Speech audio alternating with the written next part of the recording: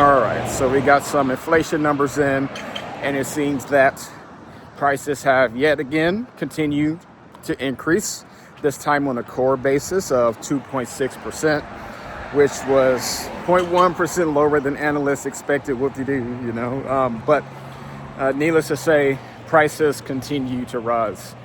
And this seems to continue to be the case even after lowering rates, right? Now, of course, if you look at the fine print, so to speak, right, you could say that like, hey, 2.6% isn't 2.7%, so a win's a win. But, in the grand scheme of things, in my view, these numbers really haven't changed much. And one of the sticky parts to this whole equation continues to be food, and energy, right? Which are usually considered to be the more volatile parts of this equation. Well, it turns out that, these days they aren't so volatile because they continue to, contribute quite a lot to these ongoing price increases. And unfortunately, they also happen to be things that everyday people tend to consume a lot of in order to live, right? And so in light of this, I think it's safe to say that the Federal Reserve is not going to lower rates.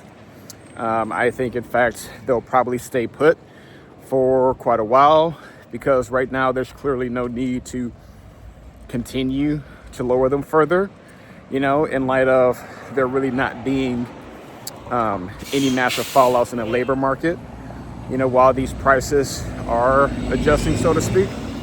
And so, we'll ultimately see what happens here. But in my view, I think what this ultimately tells us is that, to be honest with you, I wouldn't be surprised if 2026 is just a year where consumers have to just continue adjusting their budgets, even in light of a struggling labor market.